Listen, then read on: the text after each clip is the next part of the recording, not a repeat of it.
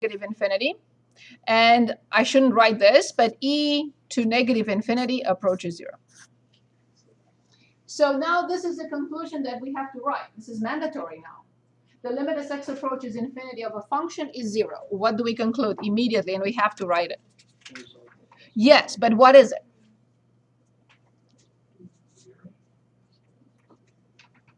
How do I write it? Exactly. Horizontal asymptote at infinity. This is extremely important. All these pieces, y equals 0, horizontal asymptote at infinity.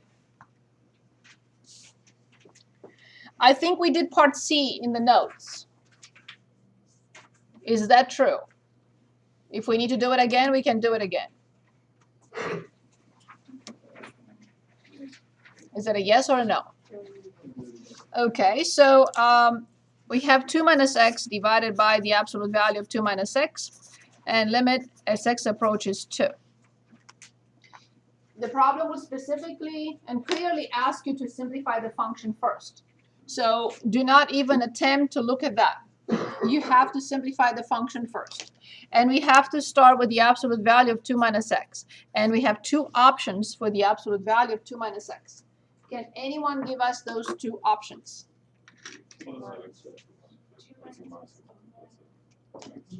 The first option is 2 minus x. If you write that, I will not be able to give any credit. Okay? So this expression in absolute value equals itself if it is greater than or equal to 0, not some x somewhere. Please be careful. So let's write this definition from the very beginning, from scratch, one more time. So any expression in absolute value is the expression if the expression is positive, or negative the expression if the expression is negative. So the point I'm making here is this. This piece and this piece and this piece and this piece and this piece all have to be identical. You cannot start with x minus 2 and all of a sudden here have x. Eventually we will have x, but we have to solve an inequality. So if this is x plus 9, this is x plus 9, this is x plus 9, this is x plus 9, this is x plus 9. In this case, we have 2 minus x. So coming back, 2 minus x if 2 minus x is greater than or equal to 0, or negative 2 minus x if 2 minus x is less than 0. So notice one more time. This piece, this piece, this piece, this piece, and this piece are all identical. Yes, I have to simplify all this now, but they all have 1, 2, 3, 4, 5 identical pieces. So now let's simplify it because this is not good enough. Ready? So then we have the absolute value of 2 minus x is 2 minus x. And now when I solve the inequality 2 minus x greater or equal to 0, I have negative x greater or equal to negative 2, x less than or equal to 2. So do not assume anything. You're solving 2 minus x greater or equal to 0. You move 2 to the other side, and you divide by a negative number, and you have to switch the inequality symbol. And that's how we get this. So x less than or equal to 2. The other one is negative 2 minus x. I'll rather not simplify, leave it like this. And I do not have ever to solve this inequality. Don't waste your time. If this one is to the left of 2, what can this one be? It must be. Otherwise, it's not going to be a function. So you never, ever need to solve this one. Waste of time. It's not wrong. But if this one is less than, that one gives us less than or equal to 2, this must give us greater than 2. No question. So now I'm ready to write the entire function. Since one of the 2 pieces that make up the function has 2 options, the entire function has two options. Can anyone give us those two options? The first option, please. Which is? But I have to be very careful now, because 2 minus x is in the numerator here, and it allows 2. But 2 minus x is in the denominator here, and it does not allow 2. So what do I write? If what? If x less than? Excellent. What is the second possibility? Perfect. If, and here I don't have to worry about it, x greater than 2. Only now I'm ready to write the limit of 2 minus x over 2 minus x in absolute value. Since it is from either side, I have to find both. So x approaches 2 from the left, and limit as x approaches 2 from the right from 2 minus x over the absolute value. Okay, so 2 from the left. Which branch do I use? Top or bottom? Top. So what do I have? What is the answer? 1. Excellent. For the other one, 2 from the right. Obviously, it would be a silly question to ask again which one, top or bottom, because it must be the other one. And what is the answer? What do we conclude for the limit of 2 minus x over 2 minus x in absolute value when x approaches 2 from either side? And we don't say undefined, we write DNE. A function is undefined when the denominator is 0 or when it's not defined at that point. Okay, perfect. Questions on this? Yes? How do you, like when you're solving the inequality, how do you go from like 2 minus x is greater than or equal to 0 from x is greater than or equal to 2? I have to move 2 to the other side, becomes negative, and I have to divide by a negative number, and I have to switch the inequality symbol every time I divide by a negative number. Better? Yes? Okay, I think we should skip the next one because it's in your notes. As I promised, I take problems from the class notes. Let's look at the next one. Let's look at E.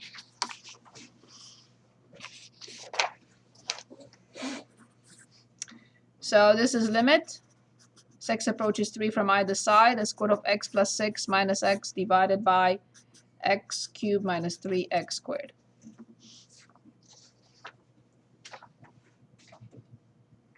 Okay. Anyone suggestions about this problem? Anything? Anything to say about it? Say it again. Correct. However, I would like to see what it is first. Maybe it's 5. If the answer is 5, I'm done. I don't have to multiply by conjugate.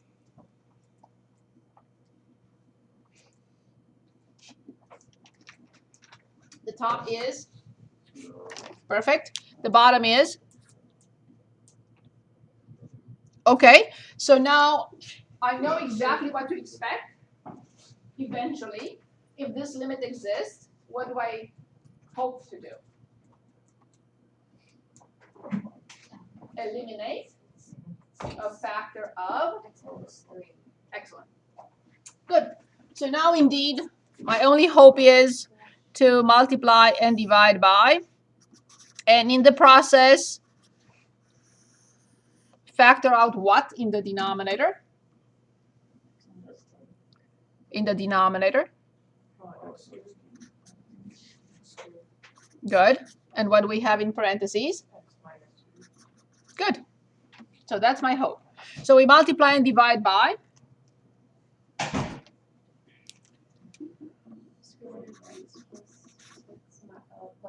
Very good. And the same thing in the denominator, mandatory. Top and bottom must be the same. Otherwise, I change the problem. Can anyone give us the numerator? And I will copy the denominator as the square root of x plus 6 plus x. Very good. Indeed. X plus 6 minus x. What has to happen every time we look at the difference quotient? Basically, this is kind of, right? Well, it happens anyway. So we simplify. These two go away. And, oh, you're very powerful today. Don't tell me to jump. Not your fault. I was asleep at the wheel.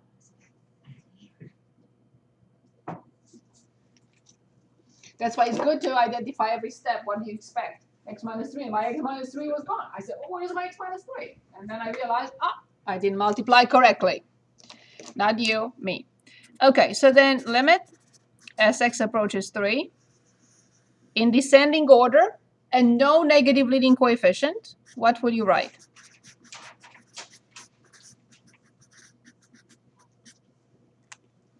In descending order and no negative leading coefficient. Stay away from those. We don't need negative leading coefficients. They are in the way. So what we have? Very good. Minus x. Good. What do you hope to get out of from the top?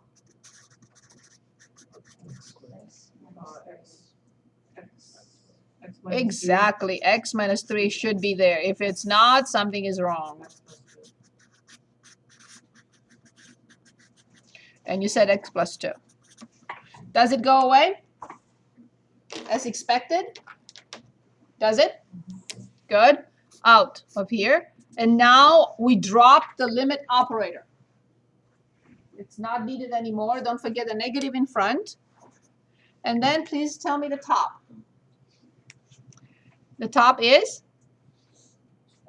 Good. The denominator?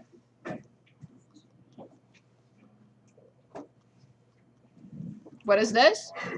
9. And what is this? How much?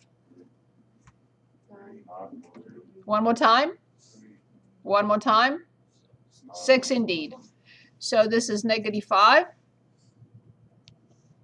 over 54.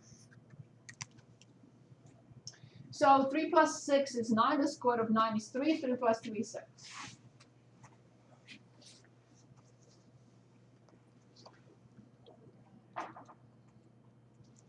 Any questions?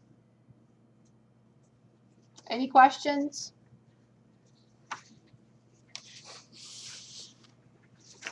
Any questions? Okay, next one. Limit as x approaches infinity, the square root of x squared minus 9 over 2x minus 6.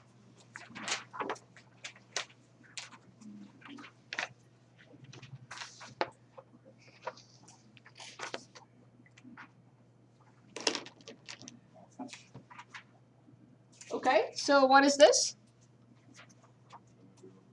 Awesome. So there is hope for this. Infinity over infinity, there is hope. 0 over 0, there is hope. Infinity minus infinity, there is hope. Okay, very good. So what will you do with this limit? Rationalizing will not work, will not do anything.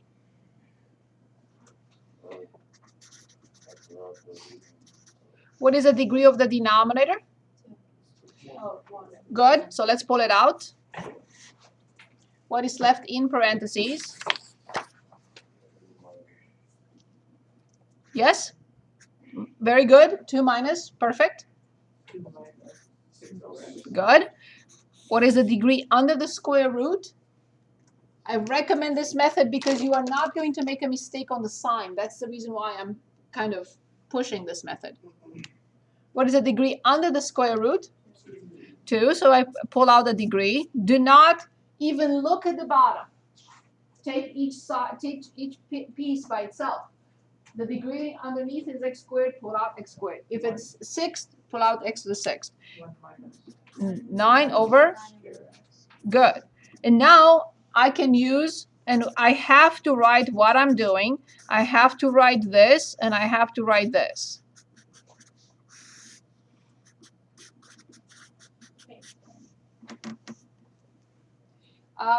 The square root of a product is the product of square roots.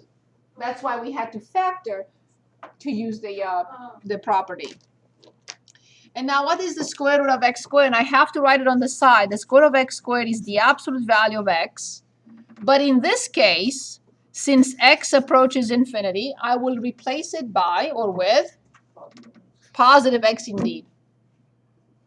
So therefore, I have limit as x approaches infinity from x the square of 1 minus 9 over x squared over x, 2 minus 6 over x. And yes, what I wanted to get rid of is going away. And the numerator goes to, the entire numerator goes to, and the entire denominator goes to. So the answer is, immediately I have to write something very important. Y equals 1/2 horizontal asymptote, and this is crucial, at infinity, because it may or may not be at the other end.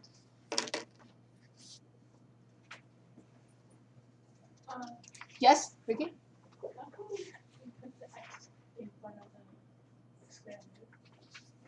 You mean this one? Yeah. Because I took the square root from x squared. I took the square root from x squared and I explained what I did here.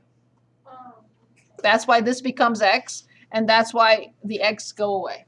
X from the top and x from the bottom. Other questions here? Is this okay? Okay, so let's look at number 6. Can you do number 6? It's just an intermediate value theorem. It's a polynomial function continuous. If we have time, we can come back to it. And you will find with the graphing calculator a unit interval. Okay, let's look at problem 7 for a moment. It's asking us to, without graphing the derivative, of course, find the intervals on which the derivative is negative and positive and 0. Okay, so let's look at this function. Is this function increasing on this interval? What is the slope of the derivative when the function is increasing? Good. Is this function does the function have a max? Yes. What is the slope of the tangent? So the derivative is 0 at that point. Okay, let's look at this portion of the graph. What is the slope of the derivative, or the slope of the tangent, the sign of the derivative, when the function is decreasing? It has a minimum. What is the derivative here? And then it has an increasing. What is the slope of the tangent? Okay, so from whenever the function is increasing, the derivative is positive. F increasing, therefore f prime positive on, and I'm just going to copy, 0 to 5, union 15 through 20.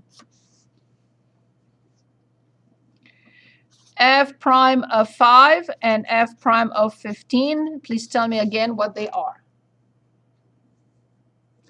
This is 5 and this is 15. F prime of 5 and f prime of 15. So here is the tangent at 5, and here's the tangent at 15. 0. Because it's a horizontal line. And then function is decreasing, which means that derivative is less than 0 on 5 to 15. Any questions on this? Yes, Vanessa? I don't understand why you got 0 there. Like the second part. What is the slope of a horizontal line? 0. Yes. Does this not count as a cusp where it's not? Say it again. Does that not count as a cusp where it's not differentiable? No. Very good question. A cusp is like this. Okay. When there are two tangents. Very good. Okay, next one. Find equation of the tangent line to the curve such and such. So let's choose, we have about 10 minutes left, less, 8. So let's choose what is very crucial right now, right here. You should have no difficulties with number 11, correct? Because I would like you to redo these problems at home, right? You will have no difficulties with this, right? With the definition, okay? You have solutions for a problem, and I may have chosen the same thing. I just gave out solutions for the homework, and this was one of the problems.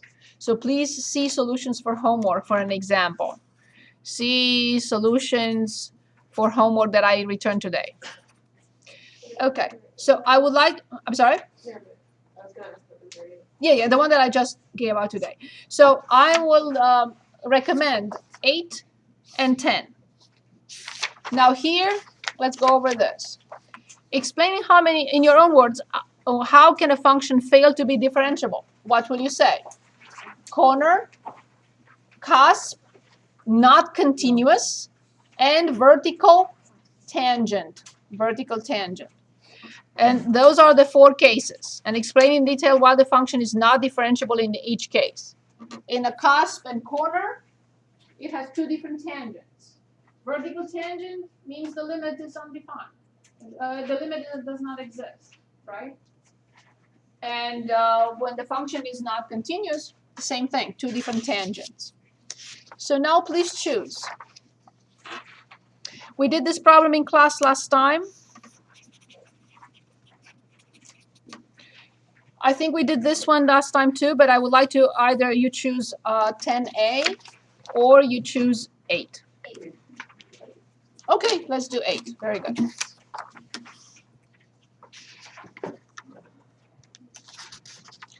Please redo all problems, and if you have any questions, I will never say no. I will answer any question. So y equals the square root of x minus 2, and the point is 11, comma 3. So let me check. When I plug in 11, do I really get 3? Or is this an error? 8. Yes, the square root of 9 is 3. So we are asked to find the equation of the tangent line to this curve at that point. So I know y minus y1 equals the slope times x minus x1. I know x is 11 and y1, x1 is 11 and y1 is 3. But I'm missing a very important piece of information without which I can proceed. I'm missing the slope of the tangent. How do I determine this? Good. So I have several options. I either find f prime of x, and then at the end plug in x what? How much? 11. Or you find f prime of 11 from the very beginning. We have 2 definitions for f prime of 11, and we have 1 definition for f prime of x. You choose. You want to determine f prime of x and then plug in 11, or you want to determine f prime of 11 with one of the 2 options. X approaches 11 or h approaches 0. Whichever. Same thing. You want to do this one? Okay, very good. So this is limit as x approaches 11 from f of x minus f of 11. Let's write it again. Over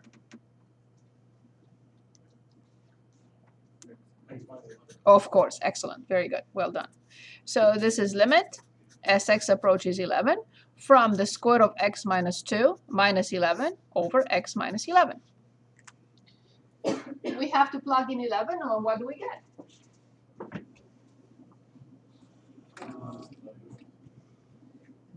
Three. 11 minus 2 is going to be 9. I didn't determine 11. Sorry, I'm rushing. Right. So as x approaches 11, yes. X minus 11. This was 11, but the top one is 9 because we have to plug it in.